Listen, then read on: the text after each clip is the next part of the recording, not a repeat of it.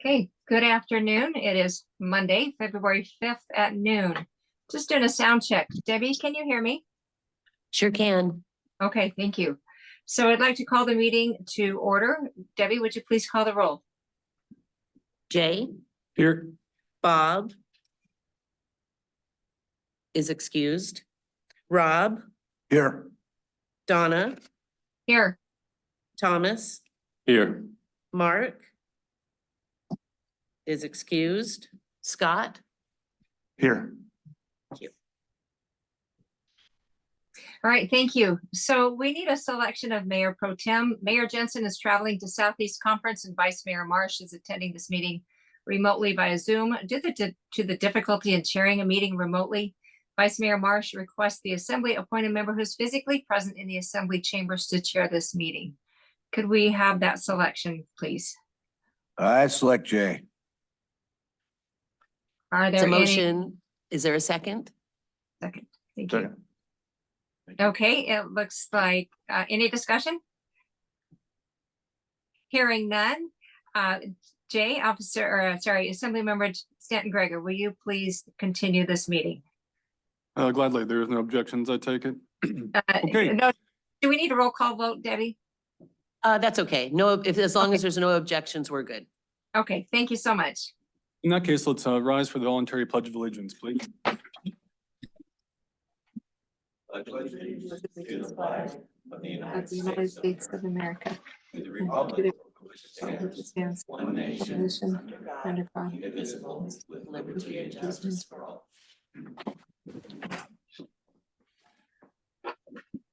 Brings it down to agenda item number 4, approval of minutes. I would entertain a motion to approve the minutes for January 6th, 2024 for the regular assembly meeting. So moved. Second. Motion been made by member Marsh and seconded by member Schwartz. All those in favor say aye. Aye. Aye. All those opposed? Okay, that approval passes unanimously. Item number 5, I would either entertain to motion to approve the meeting agenda as is or to entertain any amendments at this time.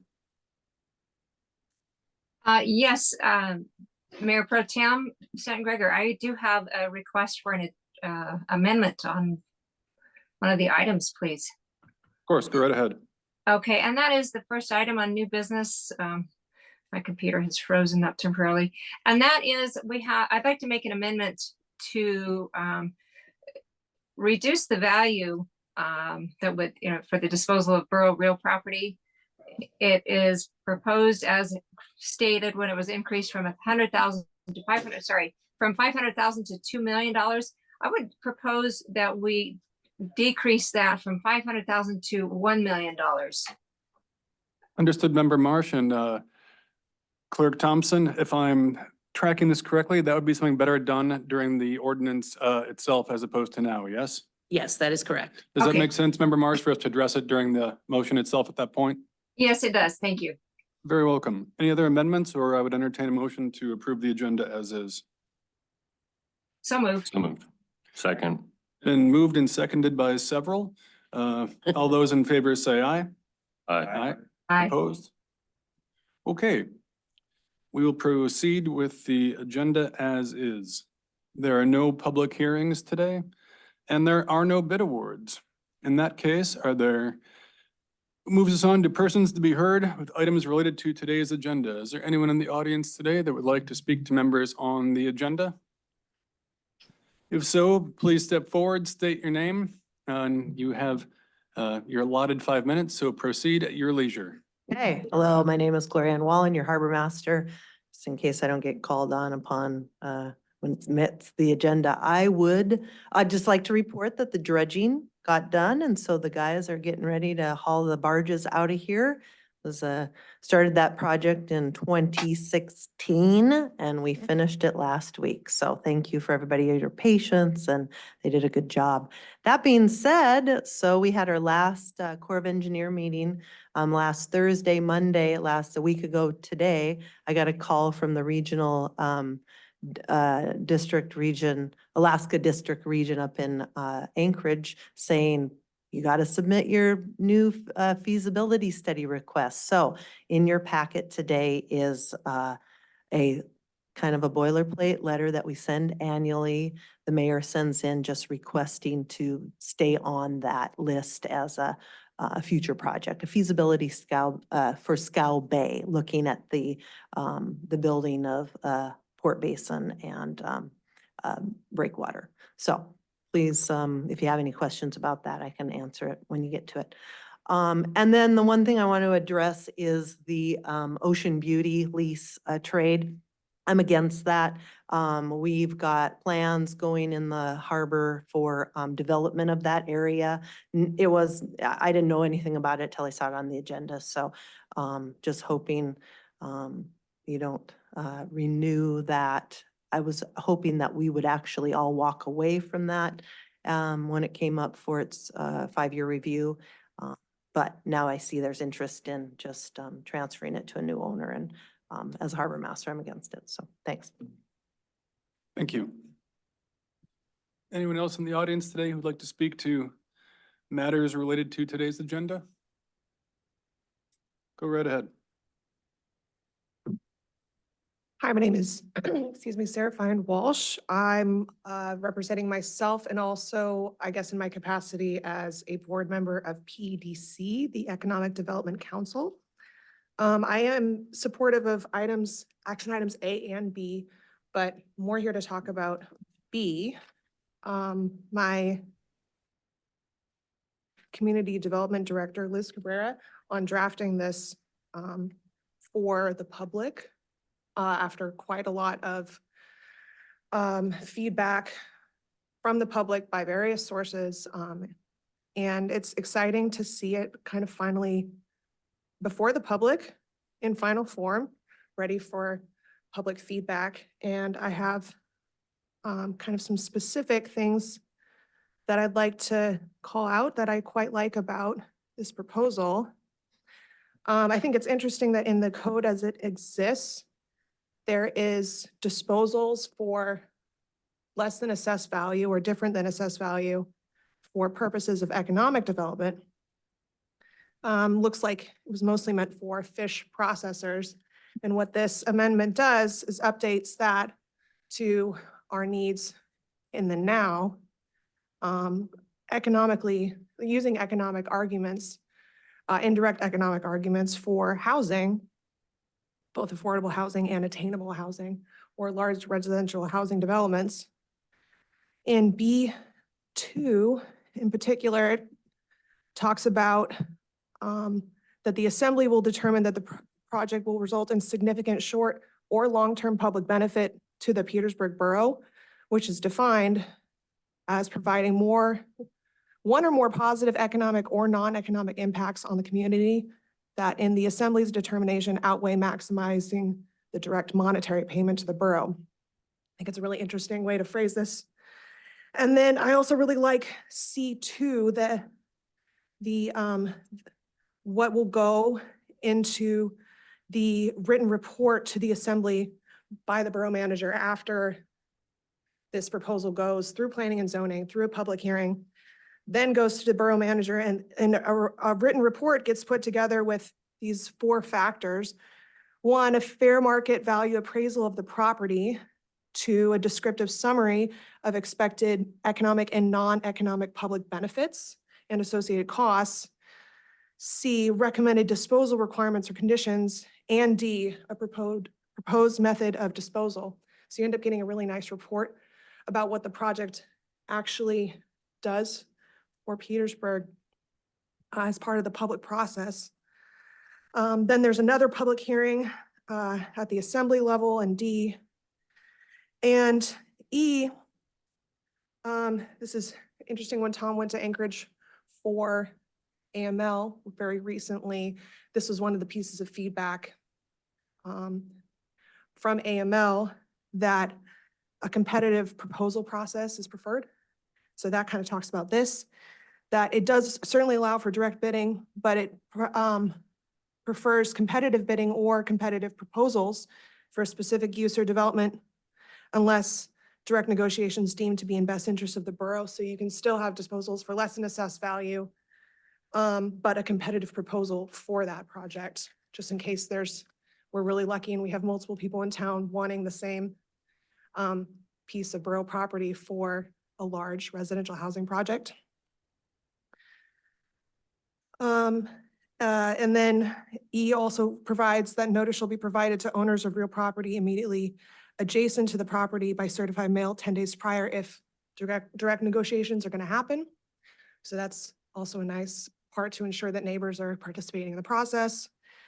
And finally, F, that the assembly may impose specific project requirements and conditions, and that those conditions become contractual. The disposal requirements and conditions shall be set out in the purchase agreement. So those are all the things that I really like about this proposal, and my admiration to Community Development Director Liz Cabrera for this piece of code. Thank you so much. Thank you so much for your testimony. Anyone else care to testify in visitors' views related to today's agenda? I do have someone, I have Mr. Mazzella online. Can I put him on?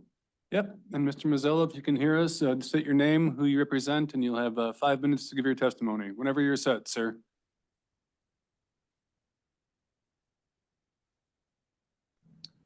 Let's see, are you able to hear me now? Clear as day, go right ahead. Okay, great. I'm just wanted to, I don't know if it's okay if I can respond to what the harbor master said. I didn't know what the appropriate procedure is, if it needs to be unrelated to that, but my comment isn't related to what she had said. Go right ahead. If it has to do with your lease, proceed and we'll go from there. The floor is yours. Yes, so the existing lease with Ocean Beauty and the borough goes until 2049. And so that's an existing lease.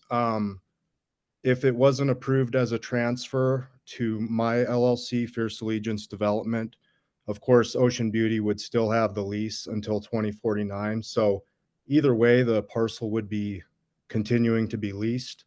And, you know, quite frankly, I would just lease it from them, but I'd much rather work directly with the borough. I'm leasing a parcel directly next to that, parcel A, which is the Ocean Beauty loading dock, in conjunction with this deal.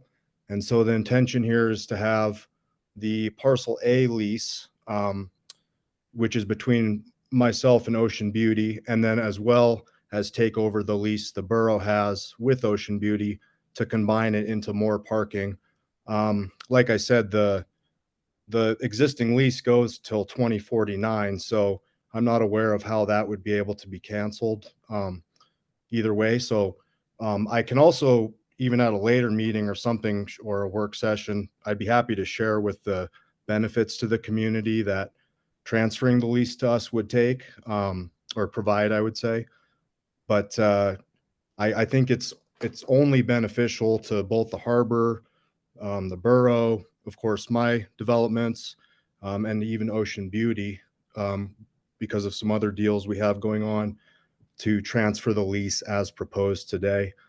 As I mentioned, I would be more than happy. I will be flying into town tomorrow for a few days. I'd be happy to talk about this more if there's any concerns with the harbor master. I do not see how there's any way that this existing lease would negatively affect the harbor master, though. Thank you, Mr. Mazzella. Yes. Anyone else online or in attendance care to speak to visitors' views related to the agenda?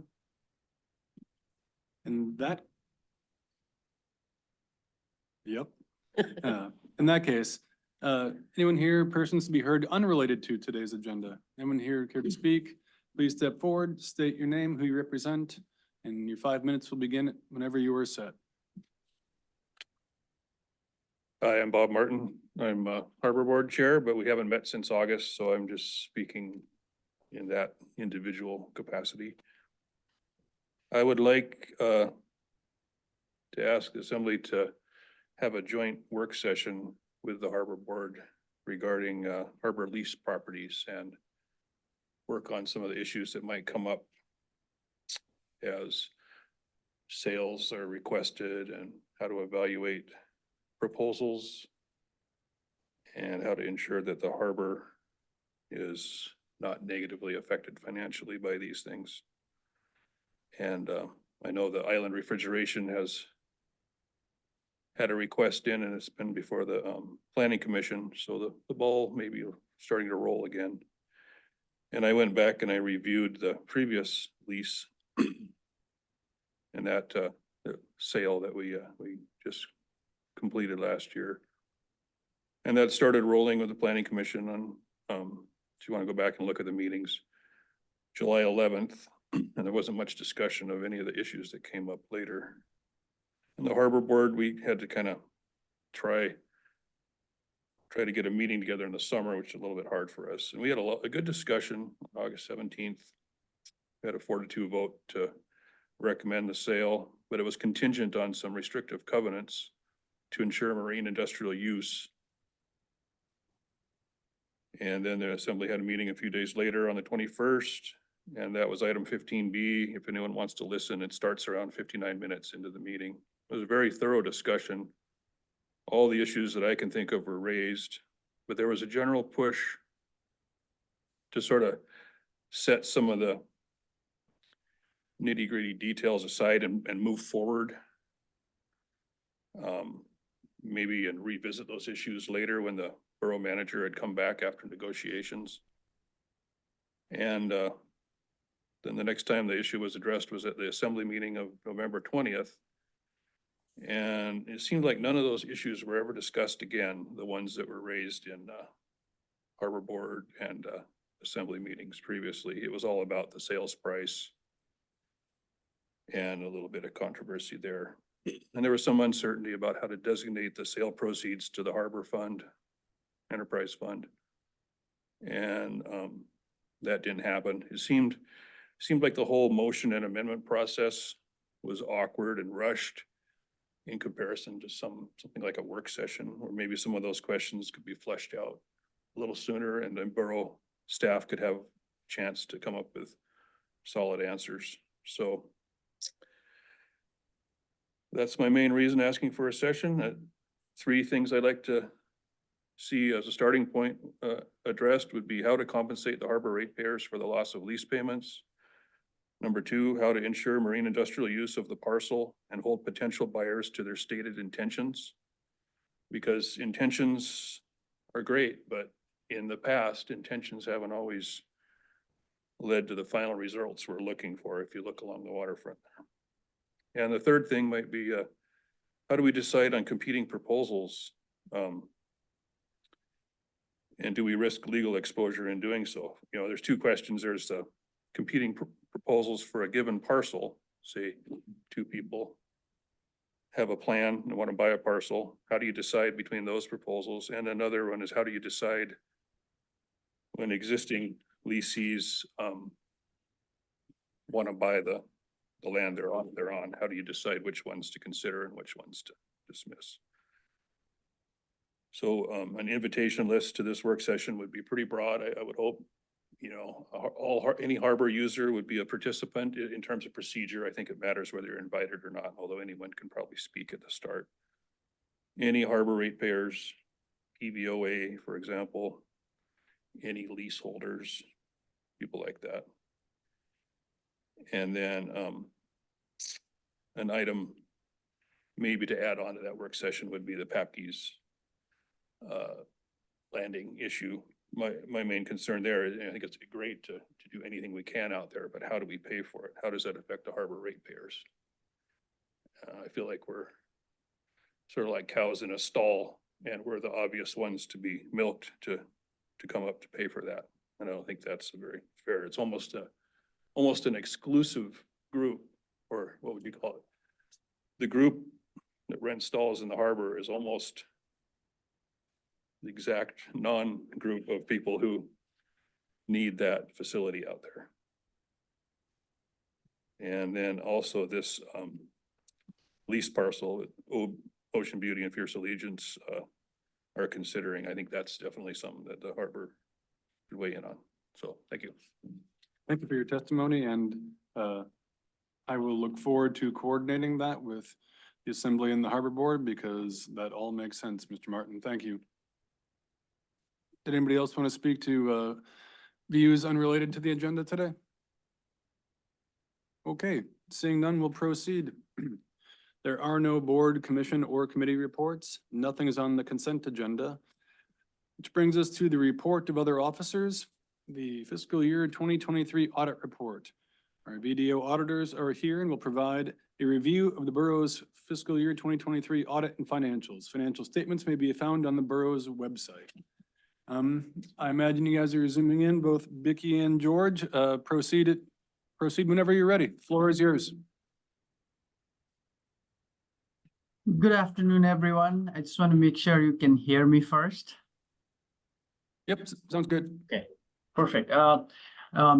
Good afternoon, everyone. This is Vicky Shrestha from BDO. I am the partner in charge of the audit. So today we are presenting the final audited financial statements along with a wrap-up document that basically summarizes the results of the audit. I am gonna share my screen, so it'll be a little bit easier to follow what I'm talking about. So I will start off with the audit wrap-up document and touch on a few items there. And then after that, I will go on to the financial statements itself and just focus on a few highlighted items there. First of all, I would like to start by thanking Jody and her team. They do an excellent job keeping their books throughout the year and getting us all the information needed to complete the audit. Your audit includes an audit of the financial statement itself, and because you get federal and state grants, you also you don't meet the state single audit threshold for 2023, but you did meet it for the federal single audit. So your audit was also subjected to the federal single audit during the year. So first, I'm going to share my screen.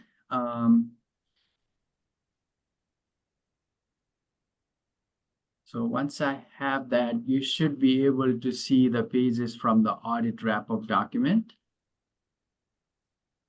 So first of all, our audit wrap-up document, professional standards, requires us to communicate regarding matters that are relevant in the board's responsibility in overseeing the financial statement process. So this document has some of the items that we as professionals communicate to you regarding your responsibility too. So first of all, the status of the audit. As I said earlier, we have completed our audit of the financial statements. I always like to point that out. The objective of our audit is to obtain reasonable, not absolute assurance about whether the financial statements are free from material misstatements. So what that means is, as auditors, we are not hired to look at each and everything that goes through your trial balances or your financial statements. We have a concept of materiality, and we assess risk, and we focus on items that we consider to be more risky. And then anything that's higher dollar items have a higher chance of getting selected, and anything that's associated with any kind of risk that's material to the financial statements, that's what we look at. We issued an unmodified or a clean opinion on the financial statements and issued our report on January 26, 2024.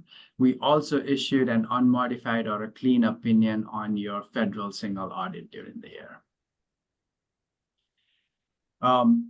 So then the next one, all records and information requested by BDO was freely available for inspection, and management cooperation was excellent throughout the whole process.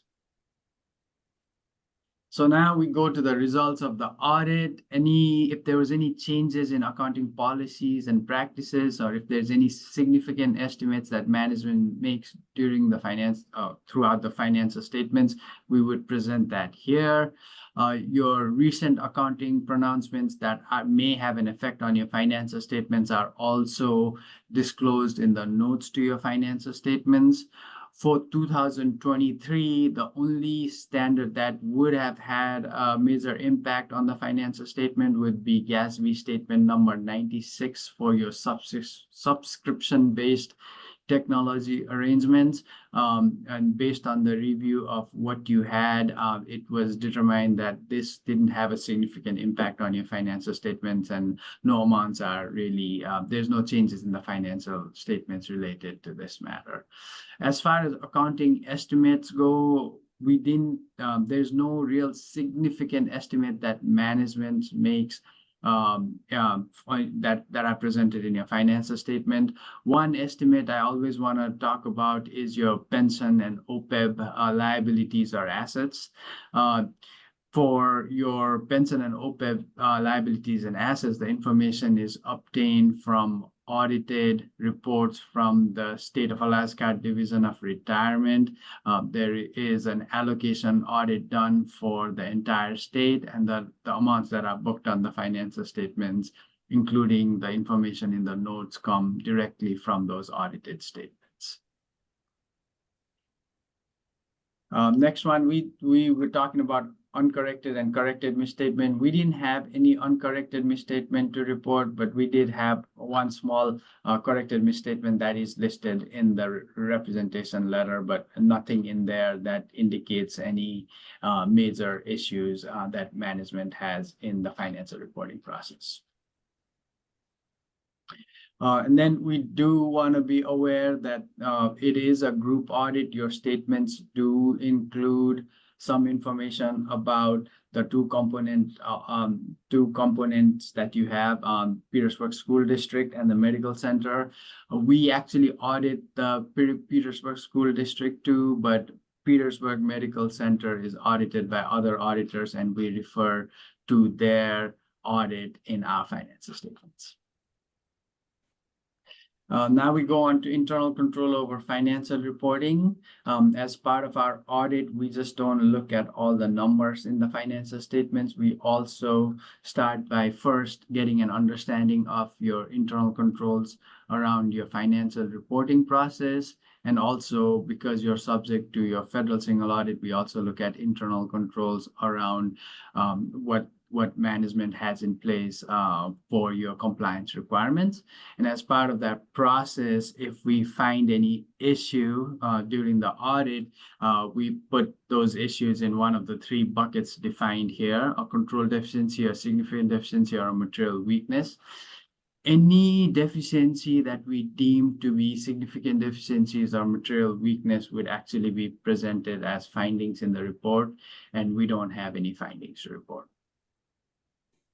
We did, however, note a few internal control deficiency that we don't really need to bring up to the board, but a few of these, a couple of these are repeat from prior years, and it's just the way the accounting department is and the needs for the organization, for the city over there. Some of these will always show up as deficiency, but it's not really a major concern.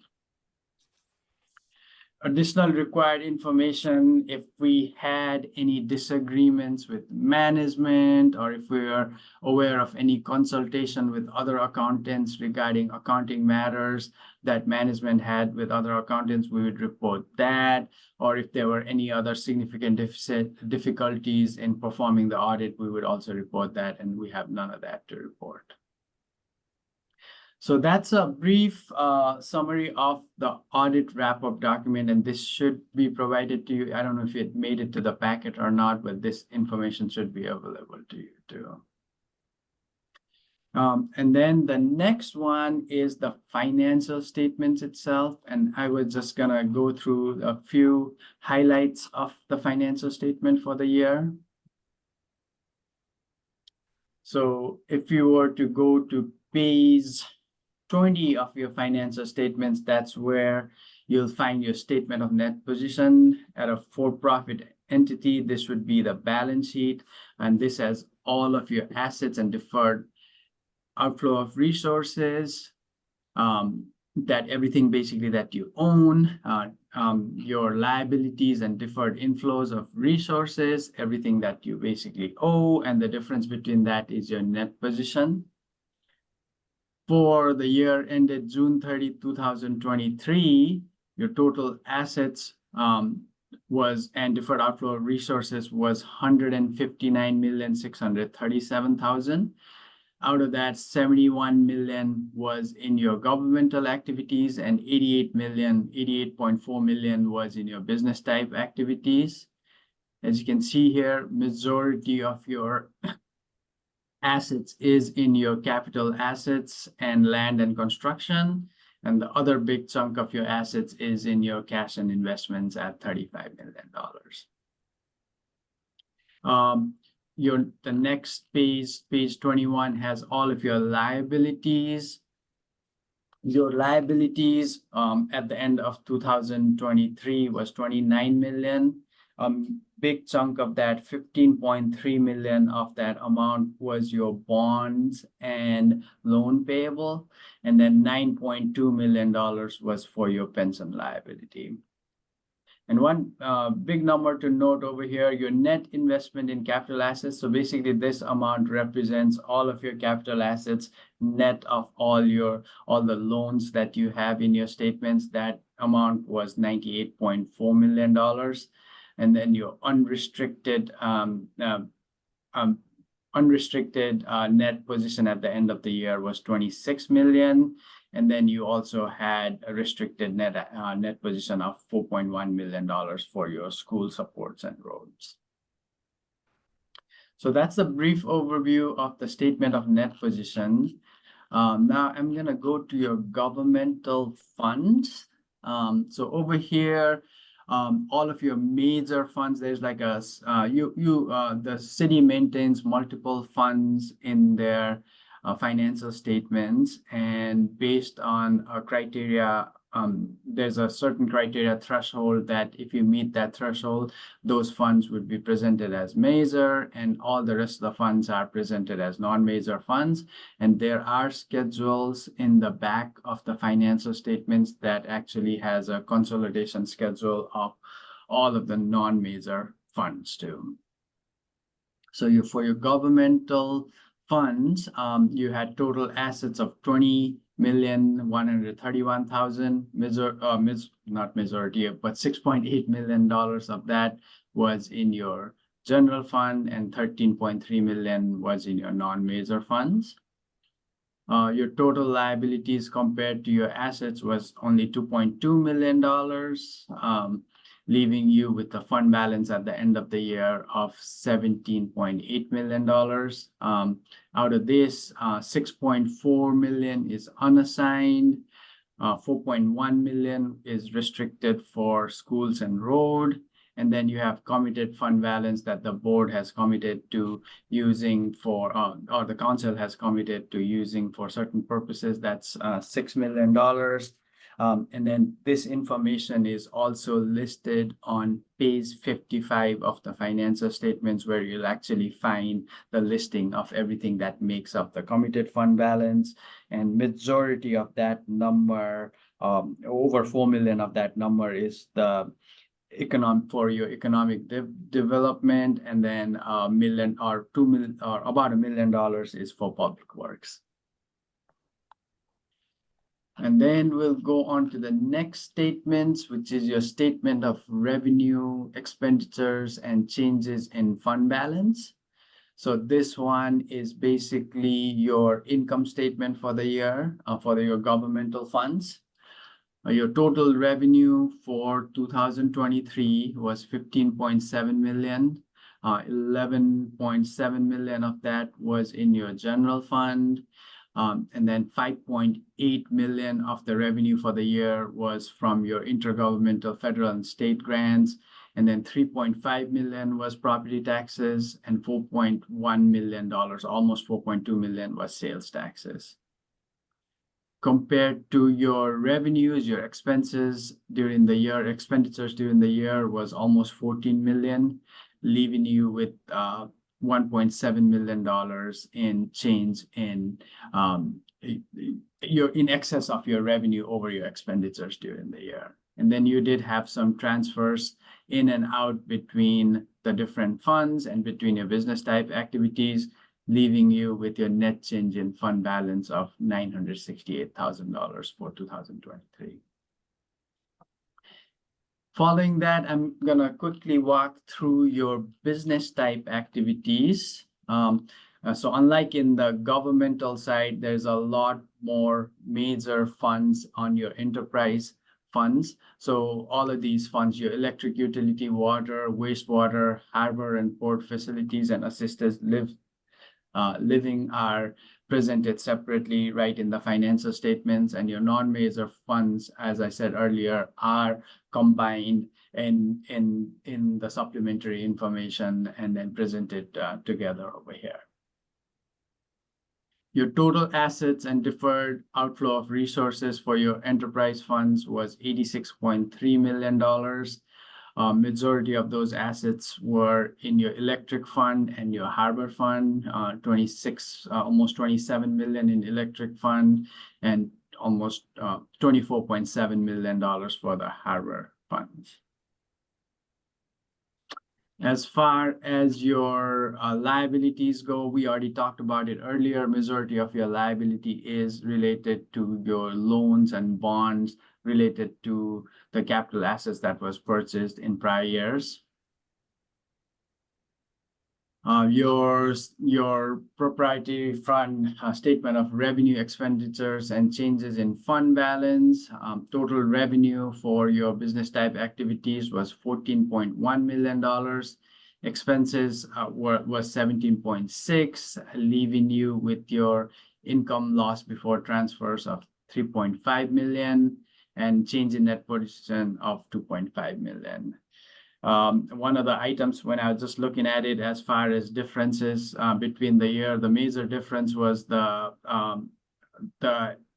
expenditures exceeding income or loss before transfers for major enterprise fund. The big one was in the harbor, and the main reason for that is the amount paid for dredging, and it was approximately $2 million for 2023. Following that, I'm gonna just quickly walk through just the results of the single audit too. So page 187, one of the last pages in the statements, actually summarizes the whole results of the audit, including the federal single audit during the year.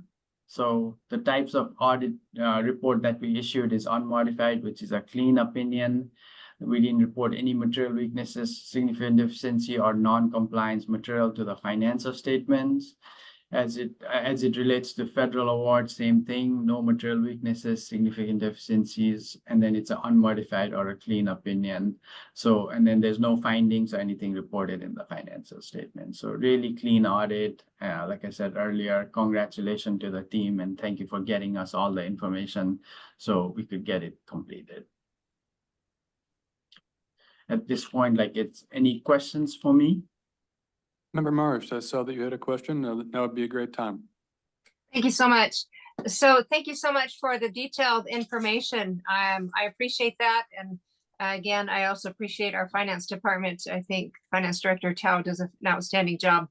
On the first statement of net position that you discussed, you showed both the hospital and the school district separate in different columns.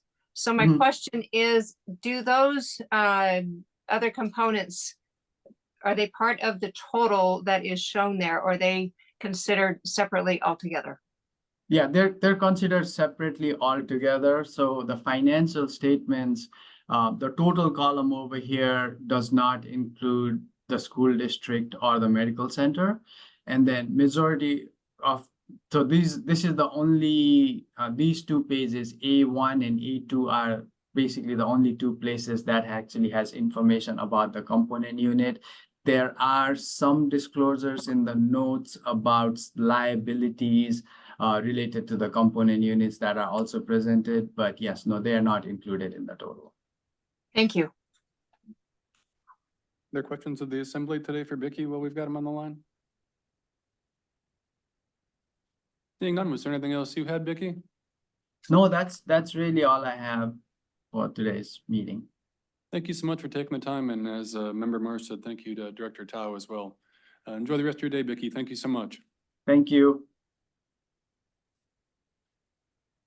That we will transfer right on to District Ranger Bourne will provide an update on Forest Service activities. The floor is yours, sir. Thank you. Good afternoon, Assembly members. Of course, I'm Ray Bourne. I serve as a district ranger for Petersburg Ranger District for the Forest Service here in Petersburg. Several items to cover, some things maybe to consider further out as we go down the road, but start out with talk about timber a little bit. The Thomas Bay Young Growth timber sale is just about wrapped up. I selected an alternative 3, which has developed a response to public input, which harvests about 12.6 million board feet on about 561 acres. That's still going through the NEPA process, so we will hope to have that wrapped up by the end of this month and have a final decision for that out to everybody. We'll actually go back out and recruise that timber stand to make sure what we got there and all the work that needs to get done.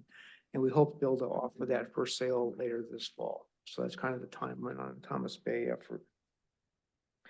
On the cabins and trails discussion, the cabins decision was designed with 3 roadside cabins authorized, for development on the Petersburg Ranger District. Construction begins in 2025. And in your packets, I handed out a red envelope that has a bunch of maps in it. This is kind of the overall map of where the 3 cabin sites are. You'll see it right there. Should be the first one on there. And the 3 sites are the Woodpecker Cove, Blind Slough, and then Cape Quan, which is the 3rd cabin. So the intent right now is to develop the Woodpecker cabin, start construction next year in 2025. This year is the design year for that. We're working with a bunch of agencies and facilities to get designed with a contract to be let out later this fall for construction next summer. And then 26 and 27, kind of with those 3 cabins. So that's where that process is at. I appreciate all the help from the community. It took a lot of time and effort to come to that decision, but we worked together and everybody came up with a good decision on that one. West Point cabin repair was actually funded this year. It was kind of a surprise. It was a response to the landslide that we had over in Wrangell. They had a cabin on deck for that they can't get to this year, so we're going to do that particular cabin. Basically repairs the foundation and other needs in that cabin that needs to get that better use up that way. Our crews are pretty much wrapped up for the year, and if you see things out there on the cabins and trails, please let us know that. But realize our crew will start back up about March 10th. We need to do some preseason training for them and safety and all those things to get them ready to go for the year. On the aquatic sides, we're doing the 2nd phase of the Scasine heavy equipment, which is over in QU Island, which is a big watershed restoration project we had going on. We hope to wrap it up sometime in early July. And then we're also developing an integrated resource monitoring plan over there as part of this effort, working with CAKE and Cape Quan and a bunch of other partners, Southeast Sustainable Partnership, to develop that as we go forward with that. SASFM, Southeast Alaska Sustainable Strategy for Forest Management. We've been talking about that for quite a while. We had a discussion 2 weeks ago at a leadership team meeting, and we identified Central Kupanoff Island as the primary objective for the Tongass, which is Southeast Alaska. So we spent a lot of time on that and focus on things like culvert inventory, habitat and wildlife restoration, invasive species, and a hand tool restoration project over in that part of the area. So from a Forest Service perspective, that's the #1 area we're going to pay attention to in this integrated resource planning going forward for the next couple of years. Be high priority. QU is also high in that priority list. So Petersburg Ranger District is fortunate to have 2 high priority areas, but that means we got a lot of work to do. So I'll need everybody's help with that. Also added to our fun stuff is a forest plan revision is started. That whole process is moving forward with that. Basically to update the requirements for agency plan regulation and to make more plans more user friendly. This is where we'll engage the community a lot.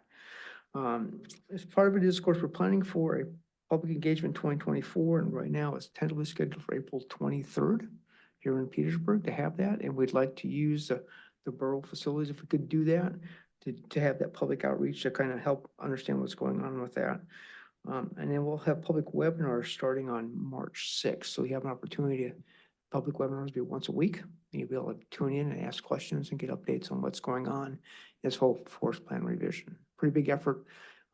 We won't get done until 2027 probably, but it indicates the Chugach went through this a couple of years ago. They planned for 4 years. It took them 7. So it's a planning process. We'll go forward with that. A couple of things that came up today in my morning discussion with my boss is that SASI, which Southeast Alaska Sustainable Strategy for Investments. Another $300,000 came out in grant funding. I just found out about today. I will send the information to the staff, and basically it's to develop additional capacity in their communities to do work. So this is money to be available, $5,000 to $10,000 per community, tribe, or Alaska Native corporation that will be available as well. The other thing that came up is I was reminded about the landslide discussion we had a couple weeks ago. Forest Service is a high priority. We identified it based on Wrangell and effects there. So what we want to do is have a discussion with the community as to how we'll respond. What's going to be the response look like? The Forest Service role in this is supporting the community. That's what we do. That's what part of our role in that whole thing is, all hazard response. We have a risk assessment process, which is pretty straightforward. It helps out, and we use it a lot of times in the fire world as well, but it applies to this. We also have a National Incident Management Office. These are a team of experts that can come in and advise any kind of incident response team as to how they want to do that. As I talked with some of these guys a couple weeks ago, they're the ones that went to 9/11, the Twin Towers. These guys are really experts. So this is a resource that we can pull in, and, at the request of the community, if there's an emergency, we can pull these guys in, they come in, advise us, they're here for however long we need them, and they're on their way again. So a good resource that's available. That's kind of the key things I had for this morning. This afternoon, any questions for me? First of all, thank you, District Ranger Bourne, and any questions from the Assembly? In that case, look forward to further updates. Really appreciate it. Thank you very much. Yep. CEO Hofstadter is traveling this week, but provided a written report. Those listening at home, you can find it attached to today's agenda for a medical center report. There is no mayor's report today, as the mayor is attending Southeast Conference in Juneau. With that, I will hand it up to the borough manager for his manager's report. It's all you, Steve. Thank you, sir. The library has received a $3,000 grant from First Bank for the 2024 Summer Reading Challenge. First Bank has been a long time and very generous supporter of the library reading programs for many years. Former Petersburg resident John McCabe has donated another $20,000 to the library's Art Education Endowment, a fund he actually created in 2012. To date, he has donated over $151,000 to the endowment. The interest earned supports arts programming at the library. Still winter, so the recent break in weather presents a good opportunity for folks to insulate and protect water lines and water meters before we might get the next freeze. Pump Station 4 control design is commencing with RMC engineers in Juneau. And we had a spear valve control failure at Blind Slough associated with an outage on the line. Gilks is sending an engineer to replace the failed component and reconfigure the power supply to the hydraulic power unit panel to remedy the situation. This work is a warranty item. Just thanks to Carl and everyone who worked on it, including the DC delegation and our DC lobbyist. We did receive a grant from Department of Energy. We're trying to confirm actual dollar amounts, but somewhere around 2.9 million that can go towards potentially our hydro project, but then it allows us to use those funds that have already been spent maybe towards the new generator. So it's a really big deal. Carl has to go through a webinar that's required this week, and we'll know more about how to manage the grant at that point. Congratulations to David Mazzella, who recently completed his union-sanctioned hot school in Fairbanks. David is doing great and is putting his schooling to good use on our line crew. August Jewell is an apprentice lineman from Cordova. He will start with Power and Light on February 5th. Augie brings 5,000 hours of apprentice time with him and has passed his union-sanctioned hot school recently. We look forward to him joining the crew. Steve Harbor, an electrician that previously worked in Petersburg, has accepted an offer to be our next electrician operator and will report to work in March. Axon, the company that does a lot of our police equipment, was at the PD installing cameras in the police cars on January 30th through the 31st. We have 2 dispatchers who are currently in training with 1 other waiting to start training. This brings the PD totally up to full staffing in dispatch and the police. Rock and Road has started work on modifications to the borough's mud dump access road and rock quarry.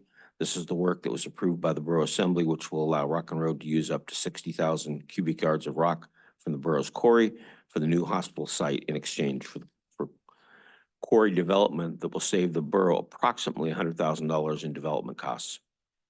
Access to the borough's mud dump and the airport quarry will be maintained throughout the duration of the project. Power and Light's new bucket truck, number 20, has been ordered and is expected to arrive prior to the end of the FY24 budget year. And Aaron and Chris are working with the Denali Commission and ADEC to facilitate the upcoming Baylor operations class that will be held in Petersburg the week of April 8th through the 12th. Personnel from Petersburg and several other Southeast Alaska communities are expected to attend. We're still looking at potential for reopening the borough's landfill to construction and demolition waste. We intend to include some of the costs for this in the sanitation department's FY25 budget request. Chris is actually in Juneau this week, attending the Southeast Conference and the Associated Transportation Symposium. Karen will be the only staff member at the office during this time, so there will likely be some periodic closures at Public Works to enable her to do the rail run or other errands as needed. As Glo mentioned, the South Harbor dredge is complete. Too many people to mention who have worked on this and made it happen, but lots of kudos to the boat owners and to our harbor staff and to our finance department who worked diligently to keep this all paid for and done. U.S. Coast Guard dockside exams are being offered February 7th through the 10th. Signups are at the harbor office.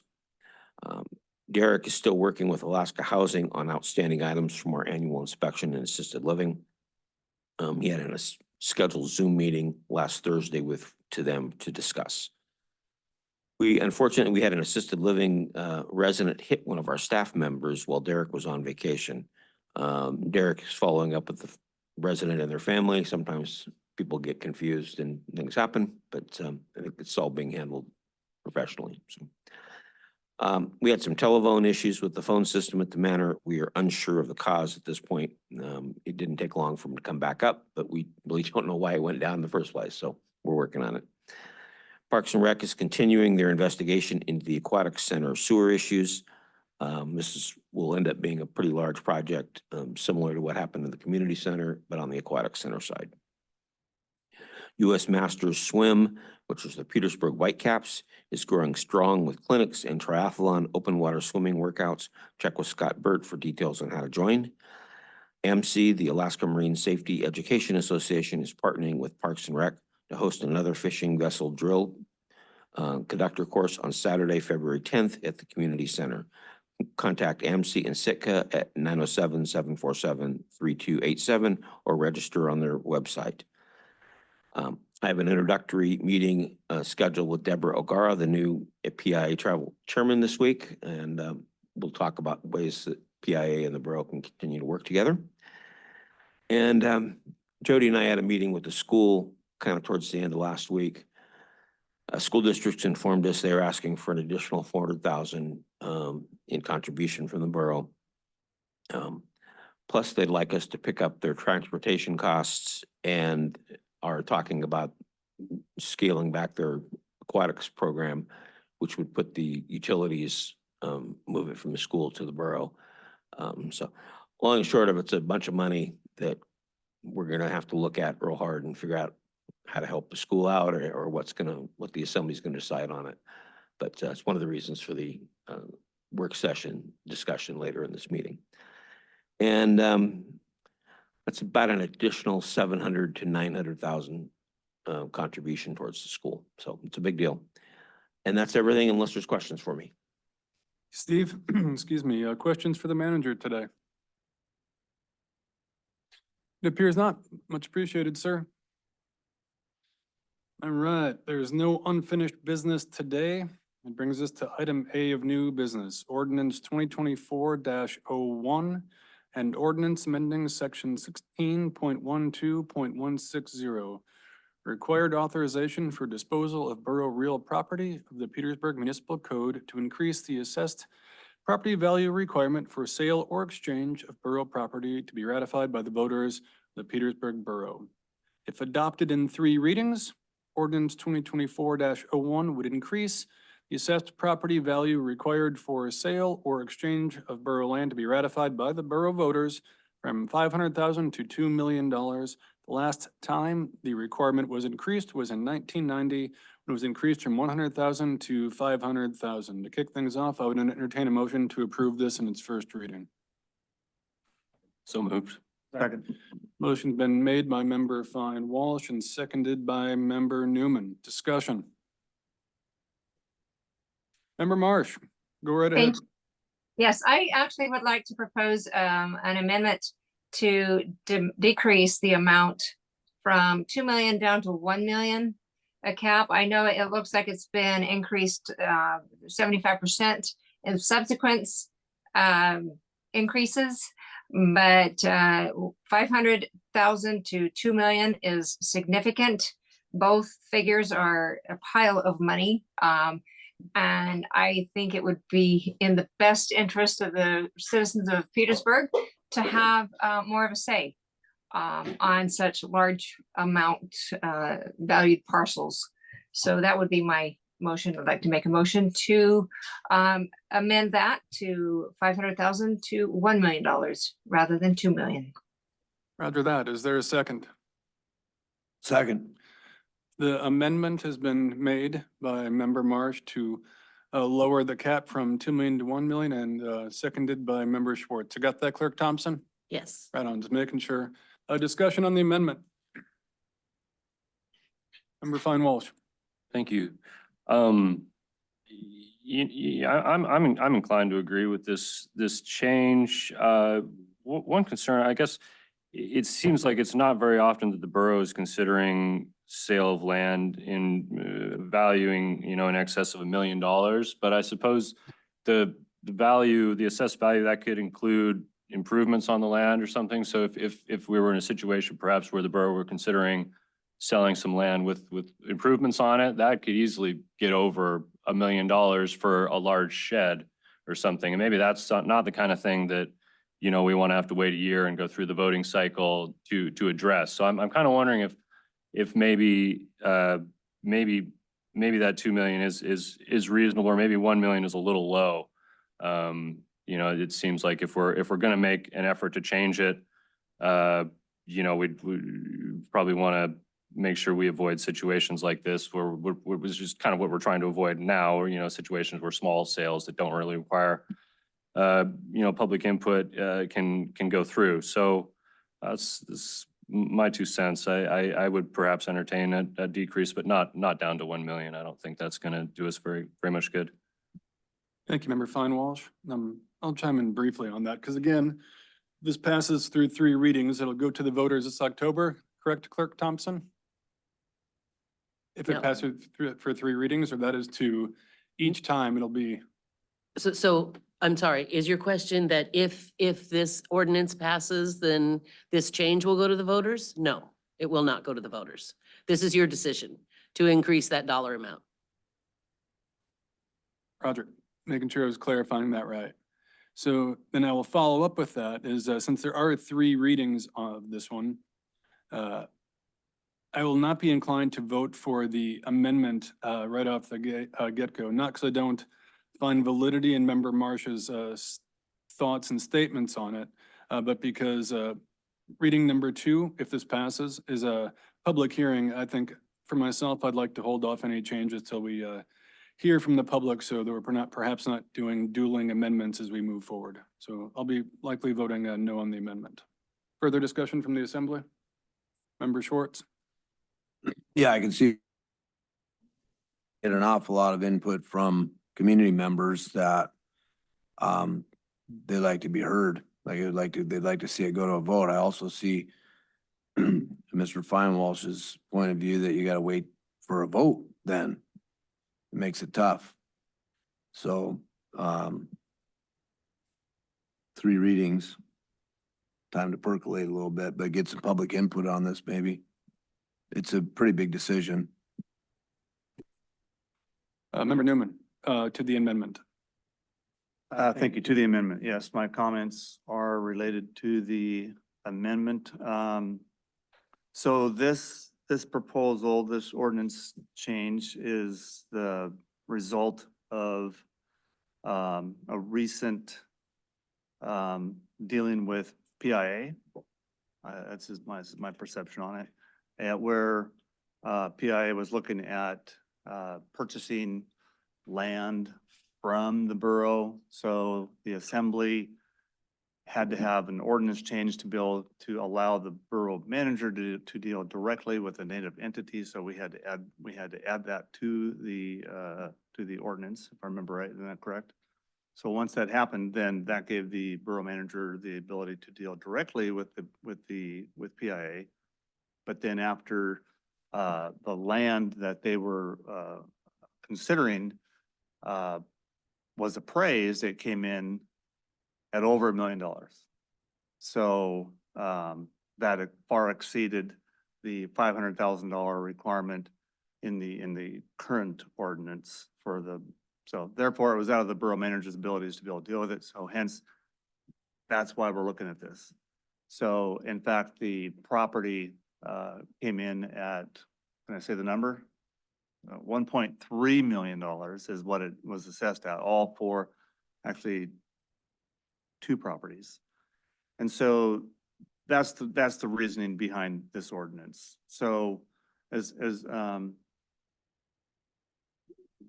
you know, as property values are increasing, it's, you know, the borough has a fair amount of land, and it's not unreasonable to think this might not happen again where we were exceeding $1 million. So it does seem like a lot of money. And at some point, yes, maybe there should be a limit to the assembly's ability to deal, you know, directly, but, you know, with the public. But my perspective on it is if people want to express their opinion, they can come to the meeting, they can see us on the street, give us their input. We represent the public, and everybody that I talk to gets heard and influences my opinion on things. That's the process. So we've been voted in to be able to make decisions like this and, you know, for the best interest of the community. So I feel like 1 million is maybe too low. I mean, and I also agree with Assemblymember Stanton Greger that I'll probably be voting no on this to keep it, you know, as it's written. Any further discussion on the amendment? Clerk, call the roll on the amendment, please, to lower it from 2 million to 1 million as a cap. Rob, No. Scott, No. Thomas, Oh, Jay, Nope. Donna. You're muted, Donna. Yep, sorry. Yes, thank you. Thank you.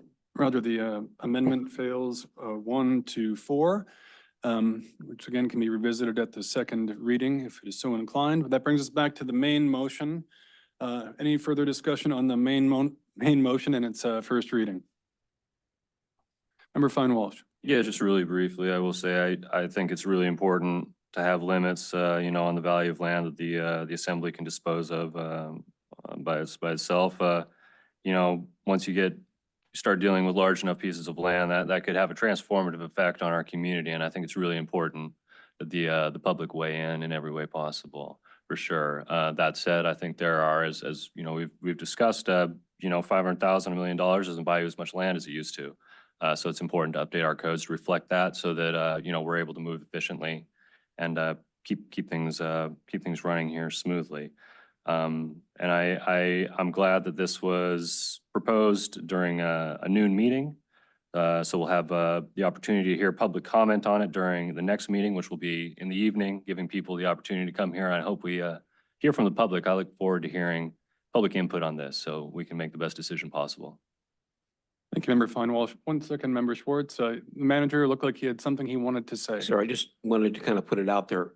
This one and the next item, we want to be real sure the assembly assessed value versus appraised value. And make sure that both of these ordinances read the way you want them to. So when we're talking about 500,000 to 1 million, is it appraised value or assessed value? Or when we're talking about the other ordinance, the same. So That's up to the assembly, but it's a big difference in values.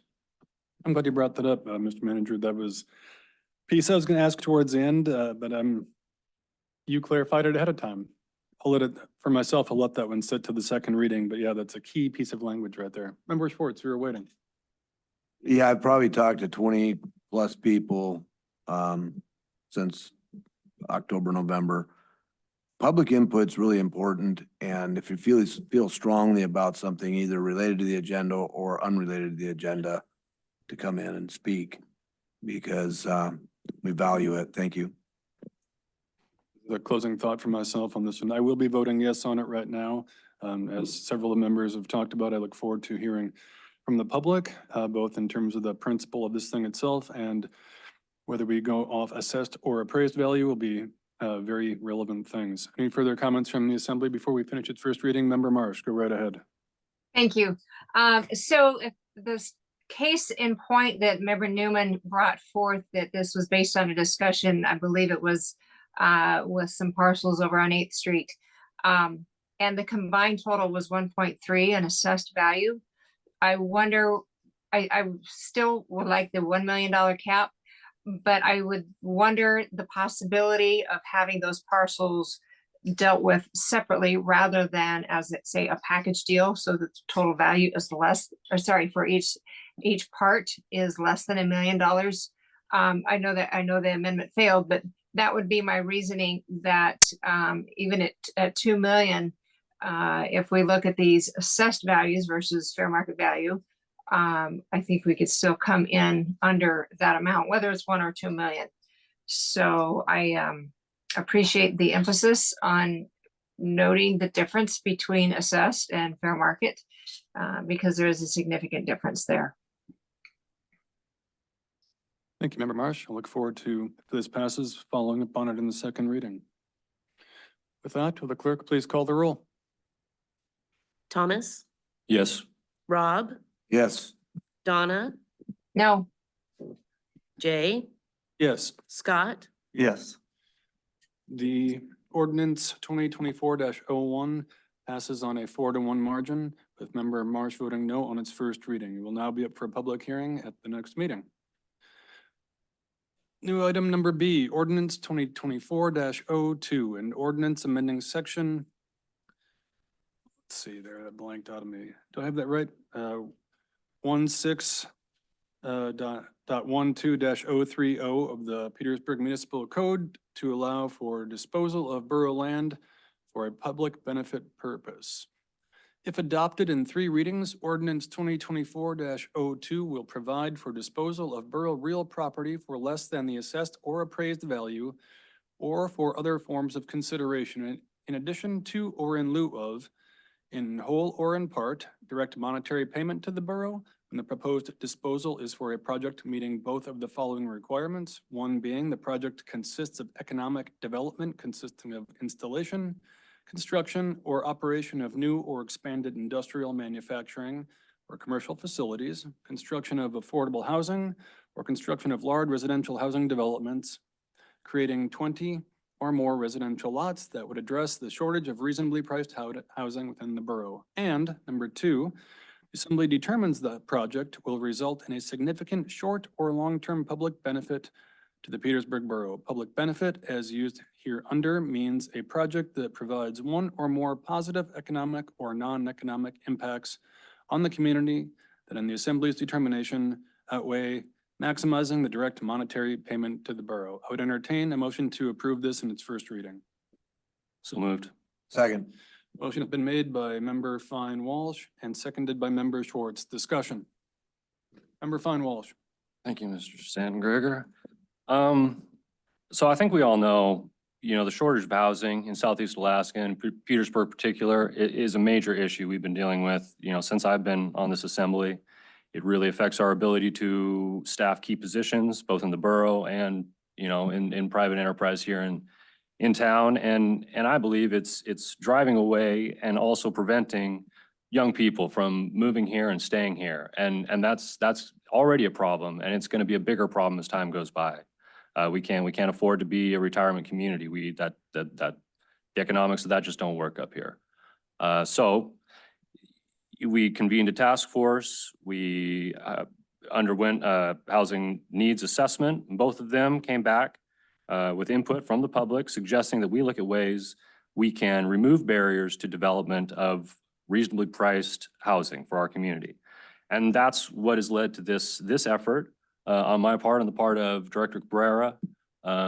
We've essentially tried to create a opportunity in the code that allows the community to dispose of borough-owned land for less than assessed value when it's determined by the public, by this community, that disposal will net a benefit, a public benefit for the community that outweighs the value of that land or outweighs the value that the borough would receive if it were sold at assessed value. And I think that benefit is clear. I mean, we're talking about, you know, selling land assessed, you know, should we save $100,000 if we sell it below assessed value? And you know, that's important money. And but if we look at the magnitude of the costs rising in this community, you know, saving a few $100,000, $10,000 here on a land sale it's not going to save us from that. What we need is more community members. We need more property taxes. We need more sales taxes. We need to bring people into this community in order to make it sustainable. And that's what this tries to do. You know, and it's, I hope people will go over the language here is fairly complicated. But essentially what we've tried to do is create a system to dispose of land at below assessed value while always maintaining public accountability, because this is public land. And I think it's incredibly important when you're dealing with a public asset like this, you always have public accountability. So tremendous amount of work, my part, on the part of Director Cabrera, on the part of the borough attorney, has been to craft this to ensure that this disposal is always in the open, always public. There's always an opportunity for public input. And I think that's a crucial part of this. And essentially what would happen, either a developer or the assembly can start this process. Disposal can be by application of the developer or by the assembly. It would go through planning and zoning and any other relevant boards. If there was an economic development project, PEDC would weigh in. The manager would then come back to the assembly with the full report, essentially detailing the benefits of this project and giving the assembly the information it needs to make an informed decision. There would always be public hearings. You know, before the assembly makes any decision on any such land disposal, there would be a public hearing, written findings of fact detailing why this benefits the borough. And, you know, this incorporates a lot of public feedback from the community. I know there are a lot of people concerned about disposal of public land for less than assessed value. Does this pass the red face test? Is this going to open the door to private developers running away with our land?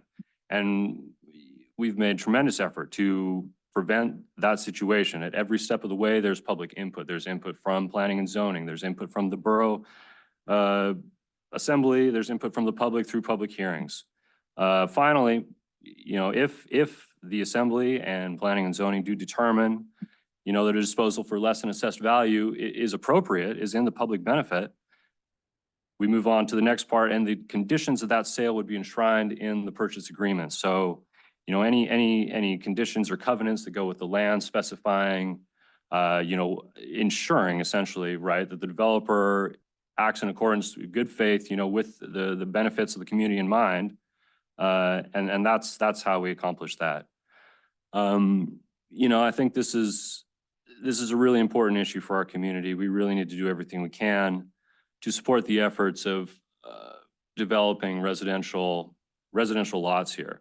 You know, we've tried again and again, and we've run up against the fact of the matter that developing residential property in Alaska is expensive, and it doesn't always pencil out. But I think we need to change our thinking, because if we stop there and we just say, okay, we're done, I mean, all the young people are going to move to Wrangell, they're going to move to Bellingham. You know, we're going to have bigger problems as time goes by. So I hope people will consider this. I entertain, you know, public input. I'd gladly entertain any suggested amendments. We'll have 3 readings here. I realize we're a bit of an abbreviated assembly, and I hope I hope people will consider this, at least for a first reading, so it can make it to a second. And again, evening meeting, we'll have ample opportunity to hear public input, which I hope will be plentiful and spirited. I look forward to hearing from the public here on a 6 o'clock meeting when it's easy for everyone to get here. I'll leave it at that, and I welcome comments from the rest of the assembly. Thank you, Member Fine Walsh, for your thoughts on that summary. Further discussion from the assembly? Member Schwartz. Yeah, I know there's concern because it's anytime you change the ordinances or the code. Few thoughts. I've got a lot of input from this all through the fall. Well, for a few years now, we've been talking about it, but when I'm sitting in my house at Christmas time with my family around, and I'm thinking, I know guys that are working 60 hours a week that can't afford a house for their family, or someone that's married to a boat for 8 months and can't afford a house. How do you solve the problem? And nothing was happening really in November and December, except that Mr. Fine Walsh and Liz Cabrera were working on this. I'd like to create some kind of win-win out of this thing where we're benefiting the city and the borough, and also our hardworking residents. The other thing that I've gotten a lot of input is get that land sold, developed, and get it on the tax rolls so that the borough is generating some income out of it. So that's my input here. I think there's been a lot of work put into this. I'm interested to see what other borough assembly members have to say. Thank you, Member Schwartz. I'll briefly chime in before I pass it over to the others who might want to speak. I'll definitely be voting yes on it today for several reasons. One is I think it's important to get to the second reading, get more public hearing, hear more directly from the public. That's a point of an ordinance to have a minimum of 6 weeks for public dialogue. And two, and I would argue most importantly, it's a good ordinance in my opinion. Member Walsh summarized it well. Excuse me, Member Fine Walsh, my apologies. One of the key pieces of language that jumps out at me with the ordinance is transparency. In order to undertake such a thing, having many checks and balances in place and multiple layers of wired-in transparency is key, which should be able to give the borough flexibility when we see things that meet the definition of public benefit. So in short, to be voting for it in the first reading, look forward to hearing from the public, and I really think it's a good ordinance, and I hope we can get to the second reading. Further discussion from the assembly. Member Marsh. Thank you. A few thoughts here. I think we have I appreciate the efforts that have gone into this. I do have some consternation over the development creating 20 or more residential lots. What happens if somebody wants 3, once it has an investment plan who that only has 3 lots or 19? So I think it in some ways is too restrictive. I prefer a more generalized rule, if you will, ordinance. And also I have great concern that if the borough sells at less than assessed value, and I did speak with the borough assessor, one of them, who said that the assessments are done by averages based on areas of town where, if I understood him correctly, that are done. So let's say a development comes in, or a proposed development comes in and is sold at less than assessed value, then the average for that area is going to be somewhat less. So it's going to lower property values wherever they are, which is a concern. And so therefore it's going to lower property taxes. Now, on the other hand, it's going to generate some property taxes. So that is a factor. I believe also that the effect on everybody, all the residents of the community, is going to be huge. If property is sold at a less than assessed value, it's going to have a trickle down effect all the way down to the grocery store. It's going to have an effect on those who are involved in the tourism business. It's going to have an effect everywhere based on what is made available. So I am not in favor of this as it has been written. I'm not sure where a better one is, but I think it's too restrictive. So I think I would rather go with a case-by-case situation where the interested parties present their case, their facts, their proposals, and we go it that way rather than changing the whole ordinance that has such huge ramifications on everybody in the community. Member Marsh, Member Newman.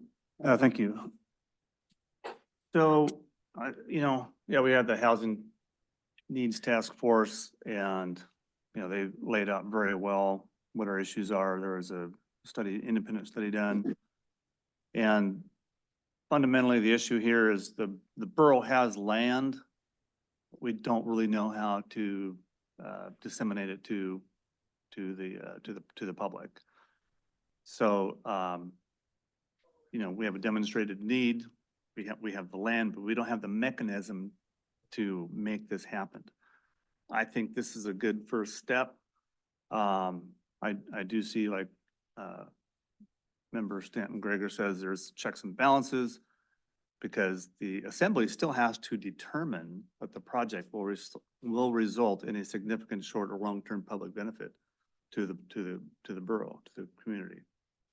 I did talk to one contractor who, as we ran the numbers, just speaking out loud, with the value of property now, it just doesn't, you can't make it affordable. There's a problem. So by us going with this ordinance change, or creating an ordinance, excuse me, to deal at less than assessed or appraised value, and appraised value is higher than assessed value, then that gives the manager or the assembly to the ability to lower the price to the point where it can be economically affordable for the groups of people that we're trying to attract. So I think this is a good thing, and I'll be voting for it. Thank you, Member Newman. Everyone's had a chance to speak. Anyone else want to chime in a second time before we call the roll on this first reading? Clerk, please call the roll on the first reading of this ordinance. Donna, No, Thomas, Yes. Jay, Yes. Rob, Yes. Scott, Yes. Ordinance 2024-02 passes on a 4-1 margin in its first reading, with Member Marsh voting no. Look forward to hearing from the public at the next meeting on that one. Item C is Resolution 2024-03, a resolution to support the Petersburg Airport Rehabilitation Project. The Alaska Department of Transportation and Public Facilities is submitting a rehabilitation project for the Petersburg Airport to the Airport Project Evaluation Board for prioritization and funding, and requests a resolution of support from the Assembly for the project. Project will rehabilitate sinking and settling areas of the runway and blast pad, replace runway and taxiing lights, replace some floodlight poles and light heads on the poles, and mill and pave the runway, taxiway, and general aviation expansion area. I would entertain a motion to approve this resolution. So moved. Second. Motion been made by Member Newman and seconded by Member Fine Walsh. Discussion. Must be a mistake here because I don't see any item for a new terminal with a cute little bar and restaurant in it. Send it back. What a new seaplane facility.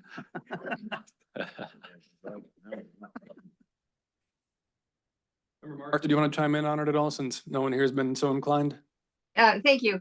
So I do have a question on how this assessment was garnered, and how long has this been in a deteriorating situation, and is there a safety issue? Manager, care to tackle that one? I'll try. Thank you, sir. This came out of the blue for us. We got a letter from Department of Transportation Airport Group and said, hey, your project has made the list and we want a letter of support. So he did not indicate in the letter that our current airport was in any danger of falling apart, but sounds like this is preventative maintenance in some ways and improving some things that need to be worked on. And, I said, send it to us and we'll take it up with the assembly. Answer your question, Member Marsh? If I might ask a follow-up question. Of course. Thank you. Do we have a price tag on this?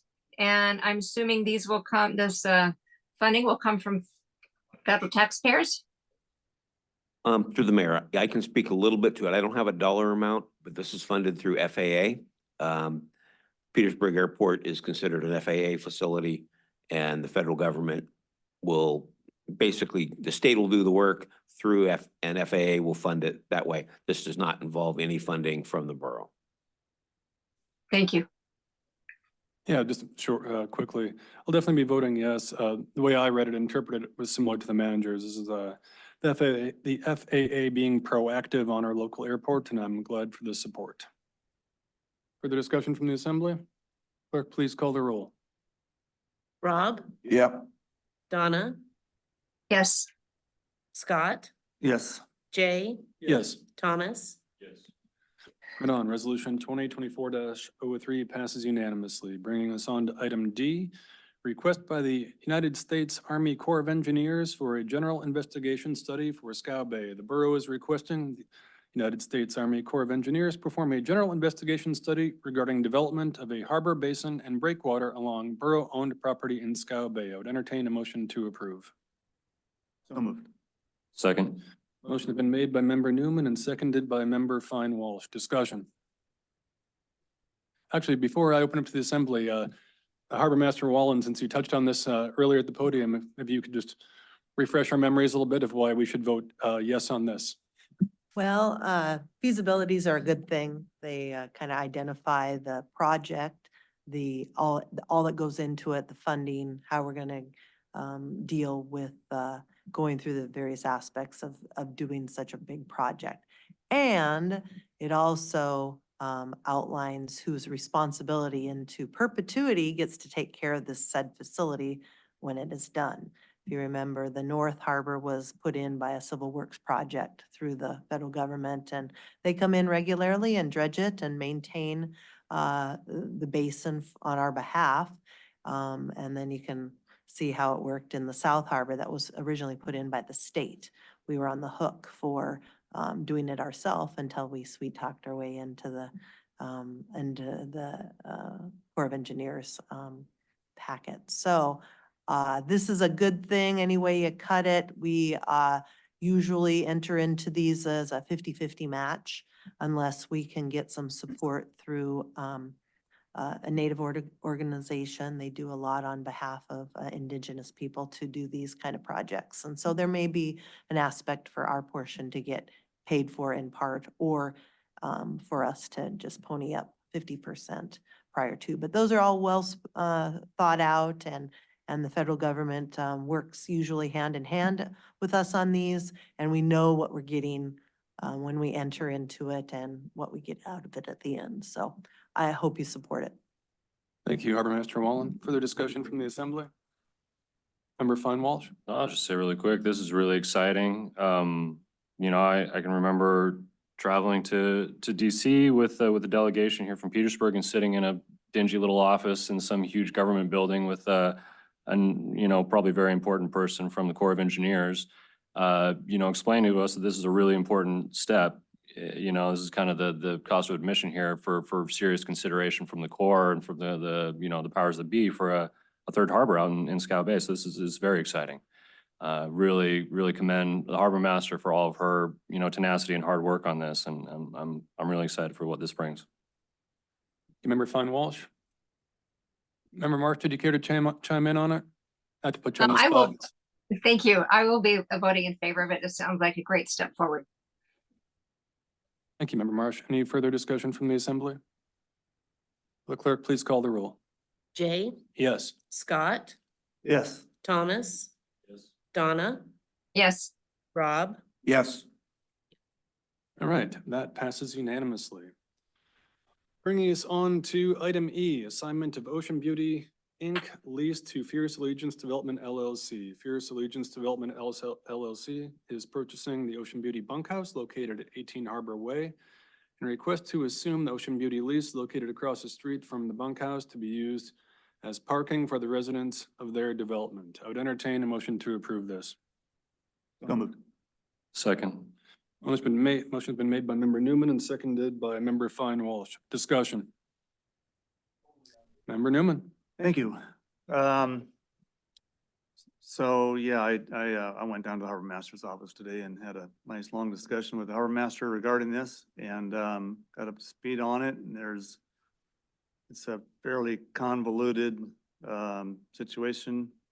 And then after hearing the testimony by Andrew Mazzella, I think I got more questions than answers. I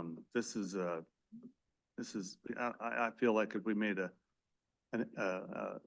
yes vote on this now, would be remiss on our part to not address the leaseholder situation. Looking back on, going back a little bit, we've recently in the last few months made some decisions by the assembly regarding leaseholders, and I feel like we need to heed Mr. Bob Martin's advice to have a work group between the assembly and the harbor board to decide how we're going to proceed with leaseholder agreements. I feel like you know, if we're going to make any changes, which you know, with the WECON decision, we made a fairly big departure from you know, how we've been dealing with leaseholder agreements. So regarding that, it kind of opened a can of worms a little bit. And I feel like we need to come together and reach some consensus, put some sideboards on things to figure out how we're going to proceed and move forward with it. And so this is for, you know, with the, you know, we've had other proposals from Brock Island Refrigeration. And so this it's like the pot's just getting bigger and hotter, and like we need to pull it off and turn the burner off and just all have a conversation. So I will be voting no on this, and I will be supporting further conversations between the assembly and the harbor department, or harbor board. Thank you. Thank you, Member Newman. Member Schwartz. I'm not ready to vote on it either. I agree with Scott. And so I'd like to give more time and more input. Thank you. Thank you, Member Schwartz. Member Fine Walsh. Thank you. You know, first of all, I want to, you know, in no unclear terms, I totally support the, you know, the acquisition of this bunkhouse and its use. I'm thrilled to see that it's being used productively here for the first time in years.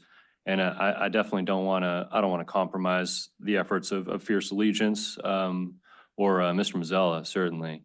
But like everyone else, I do feel like, you know, at the very least, I believe, you know, the request to assume the lease maybe should best be presented to the assembly with recommendations from planning and zoning and certainly the harbor department. You know, before I would like to hear from those departments and get, you know, I want to know what that sector of the public thinks about this before I'm prepared to make a decision for sure. So, you know, I suppose it may be worth proposing that we table this item and delay it for a future meeting if possible, because I would like to keep it on, you know, assembly, certainly. Is that procedurally, perhaps I could get some assistance from the clerk here, but I believe that is something we can do, correct? Absolutely. I would prefer if you postpone it to a time certain. So you would need to choose the meeting that you will take it back up again. If for some reason at that meeting you're not ready, you would postpone it again. Because if you want to wait for a work session and everything, we'll have to figure out when that can be done and everything. Well, can I amend my comments then to propose that we postpone, you know, discussion of this item until the first meeting in March, I believe, because there's some confusion about maybe when the next meeting will be. Yeah, March 4th. Is there a second to that? Second. All right, so a motion been made and seconded to postpone this agenda item until the first meeting in March. Here we go. And with that, we call the, Member Marsh. Thank you. I would like to postpone it until after the work session with the harbor board. And I don't know if that can happen prior to that first March meeting. So I don't know how that needs to be changed or if that's even a consideration of the assembly, but I think it is prudent that we do have that discussion first. Duly noted, Member Marsh. Would Member Fine Wallace be so inclined to pull his motion and choose a later date, just hypothetically speaking? Perhaps the second meeting of March. I think that would give us ample time to get together with the harbor for that work session, which I'd really support as well, yes. So March 18. There we go. Any objections from the Assembly on March 18th to revisit this issue? In that case, would the clerk please call a roll on the motion to postpone to March 18th? Thomas, Yes. Donna, Yes, Jay, Yes. Rob, Yes. Scott. Yes. Thank you. And with that, that lease transfer has been postponed until March 18th. The discussion on it. Bringing us to item F, the February 2024 Assembly meeting. There will not be a quorum on the 20th. The Assembly is asked to decide whether to reschedule the meeting for another date or to cancel the meeting and meet next on March 4th at noon. After hearing from the staff, it sounds like they would have a preference to wait until March 4th. So I'd entertain a motion if the Assembly was so inclined to reschedule the next meeting for March 4th, 2024. Second. Motion's been made by Member Newman and seconded by Member Schwartz. Any discussion on that? Clerk, please call the roll. Oh, sorry, Donna, I missed you. Go right ahead. no worries. Thank you. So I guess I don't like the March 4th at noon meeting because on the new business, on items A and B, we talked about having input on the public might be able to attend an evening meeting. So I don't know how that's going to jockey with that. So I don't know if we want to do a March 4th. Typically, our first meetings of the month are at noon, but would there be benefit in postponing until we have an evening meeting? Or would that be relevant? Because we've got these different issues that we need more public input on. So I don't know if having the March 4th meeting would then scoot these items A and B to that noon meeting, which then circumvents the evening meeting. Well, your point's well taken. My inclination is to have the March 4th meeting at noon. Because testimony can be submitted before then, and even though the third reading of those ordinances you're speaking to will be, those would be in the evening later on in March, and the public is of course welcomed, encouraged, and please do line up to testify on it. So based on the fact we'll have at least one evening meeting, which does not change by postponing this, we still would have only had one evening meeting. So the date thereof, I'm comfortable with that if the Assembly is. Yep. Just an observation, you Sure. could actually schedule a public hearing at both meetings. Do we have to do that right now? Absolutely. Make it the 4th and whatever, was it the 18th? Just have two public hearings. Have two public hearings. on Does that need to be those. done through an amendment, or can we just do it? I'll just do it. Unless anybody from the Assembly has an objection, let's put two public hearings on this one. Member Marsh, did that suffice for you? Yes, thank you. Yeah, you bet. Thank you, Clerk Thompson and Manager Giesbrecht. So in that case, I would entertain a motion, or excuse me, I would have the clerk call the roll on skipping the next meeting and having two public hearings in March on that one. Okay. Scott, Yes. Thomas, Yes. Donna, Yes, Jay, Yes, Rob. Yes. Thank you. nice. That passes unanimously. Good creative thinking, Manager Giesbrecht. Communications on item 17, correspondence received since January 9th are available on the Borough website. I highly encourage you to get some good leisure reading and see what people have sent to us over the last couple of weeks. There are no Assembly discussion items today. Jay, we Yes. forgot one agenda item, G. Work session with the school board. Oh, it's not on mine. Fair enough. Oh, It's sorry. all good. Let me take a look.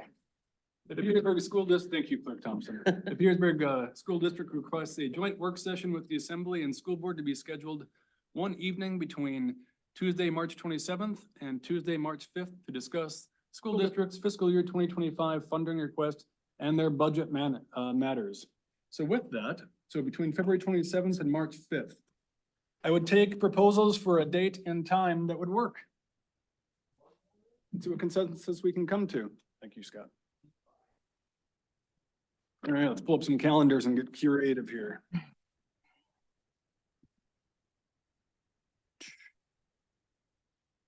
Right. Clerk Thompson, from an administrative standpoint, is there anything that works better for the chambers and for admin? Because I would obviously like, I think it would be important for Director Tao, Manager Giesbrecht, et cetera, to be involved. So from an administrative perspective, do you guys have any preferences? To give us some side rails here? So the only thing that I see on the Assembly Chambers calendar right now, other than the noon meeting on March 4th, is a 1 PM meeting of the Borough Safety Committee on Tuesday, the 27th. But other than that, the Chambers is open. I'll Right. let everybody else. My own inclination, just thinking out loud here, is be shooting, like maybe for an evening meeting, make for greater availability from the assembly and staff. I'm seeing And head- hospital board, I would assume. Absolutely. So I'm I seeing mean, head- school board, sorry. No, I got you. So we're whittling down our times. We get down to evenings. Okay. Oh, let's see. Yeah, go for it. Member Fine Walsh, what were you gonna say? I would propose that Wednesday, the 28th in the evening. That works for me, and if it Throw time doesn't- on it. at 5 PM, is that okay? Huh? We're spitballing here. I'm gone until the 29th. Well, I propose March 1st. March 1st to Friday? It's a Yes. Friday, It's a Friday evening. It's a little dicey. or, You back the 29th? I am back tonight. About Thursday, the 29th in the evening? Got the bandwidth for that after flying? Oh, yeah. Member Marsh, any interest in Thursday, the 29th? That sounds good for me. Thank you. Want to float, 5 PM is what we're talking about? Member Schwartz, would that suffice in theory? My schedule is based on the tide book anymore, so and fisheries, so that's fine. Yep, Good enough to start with? yeah. We need to call a roll on that, Clerk Thompson? Why don't we? Yeah, so the proposal was for Thursday, the 29th at 5 PM. Clerk, please call the roll. Rob, Yes. Jay, Yes. Scott? Yeah. Thomas, Yes. Donna? Yes. Thank you. So clerk, that passes unanimously. Clerk Thompson, obviously, I imagine you'll be reaching out to the school and the school board to make sure that would work for them. Yes. And if not, I will we'll- let you know. and if not, we'll revisit the topic. Okay. Thank you very much. Yes. Okay. Back on track. Correspondence I addressed on the borough's website. Assembly member comments today. Seeing none. Any recognitions? I have one today. I wanted to recognize a former assembly person, Ms. Nancy Strand. I was thinking of her the other day, kind of reflecting on my time on the assembly, and Nancy, in case you were listening or those who can bump into, I learned very much from Nancy Strand. I learned how to agree to disagree. At times, how to pivot in the middle of a topic. Nancy was never a person who was afraid to change her mind in the face of good information, which I always admired. And she helped role model that to me in my time on the assembly. A good idea is a good idea. Doesn't matter if it's our own. If someone floats it to us, we should not be afraid to pivot. For those who did not know Nancy on the assembly, she was a person of very strong convictions and a pleasure to work with. So I just want to recognize former Assembly Member Strand. Any other recognitions today? Yeah, I'd like to recognize John McCabe for his contributions to the library. Ms. Tao on her good work. I started looking into that budget and my eyes eventually went straightened out again, but, and then, Mr. Fine Walsh, put a lot of work in on that ordinance, so that's my input. Thank you. Works. Seeing no other recognitions, I would entertain a motion to adjourn. So moved. Second? Been made and seconded. All those in favor say aye. Aye. Aye. Adjourned. All right, we're gonna sign it.